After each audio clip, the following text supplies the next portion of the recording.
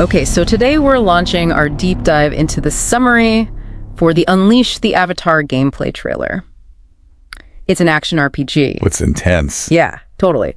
And our mission, really, is to unpack the core conflict, get a handle on the mythological stakes, which seem huge, and maybe figure out the ethical stuff going on, because what hits you right off the bat is this massive tension. You've got this protagonist with incredible power. Like world-breaking stuff. Right. But using it seems to fly right in the face of some really fundamental cosmic laws. It's fascinating, isn't it, how the sources set up these like universal rules, only for the protagonist to seemingly just, well, ignore them. Totally. The biggest red flag is that warning, and it's a direct quote.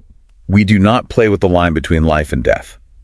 It's pretty ambiguous. Definitely. So when the mission seems to be about resurrection or maybe retrieval, that desperate plea, bring him back, or else, it feels like you're starting off by committing a major cosmic crime. Absolutely. That or else just hangs there. Massive stakes, clearly. But then, here's the kicker.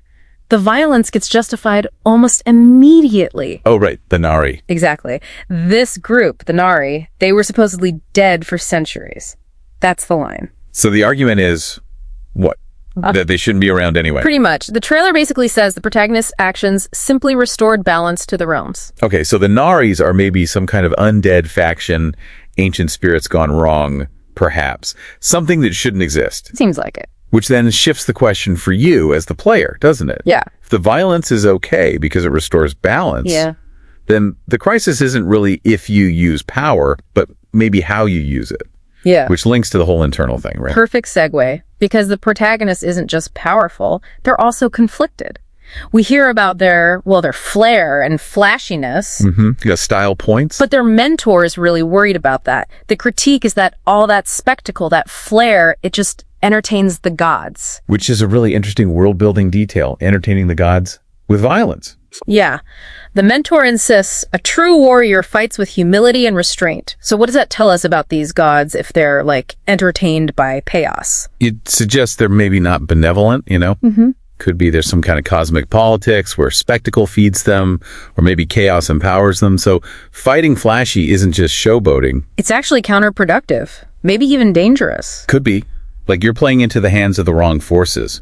And the protagonist seems aware, asking point blank, I hear you, but am I on the right path? Is this violence needed?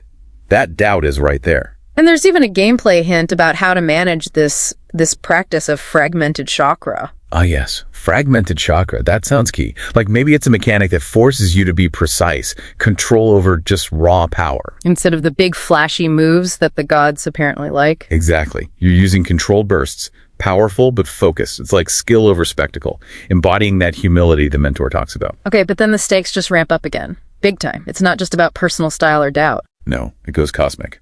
That warning from the underworld character. Chilling. Yamaloga cannot hold our kind. Your very presence here is unwelcome. Right. So Yamaloga, clearly the realm of the dead, like in Hindu mythology maybe. If the underworld itself can't contain this enemy, then the protagonist is causing a serious breach, a celestial level problem. Which is probably why the gods are so entertained, you know?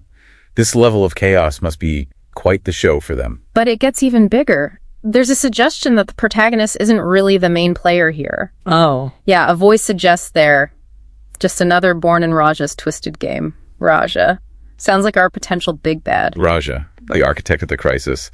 The puppet master pulling the strings, maybe. Making the protagonist think they're in control. Seems like it. And any illusions of grandeur are just shattered by that final voiceover. It's powerful, booming. The My Child one. That's the one. My child, you are no deity. This is a drop in the ocean of my power time is of the essence.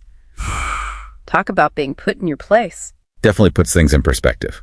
You're powerful, sure, but compared to this, Raja, maybe, you're nothing. And crucially, time is of the essence. Right. It's not just about winning the fight, it's about the clock ticking down. So, summing up our deep dive into Unleash the Avatar, we've got this warrior, super powerful, but full of doubt. Caught between doing what's necessary, maybe restoring balance, but also trying to avoid this flashy spectacle that feeds into some cosmic game. A game apparently run by this sinister figure, Raja, with humility and restraint as the goal, but violence as the tool. And the ultimate failure condition seems to be time. Exactly. Which leaves us with the thought for you, the listener. The sources keep hitting that time limit. So does that focus on flair and flashiness, the very thing the mentor warns against?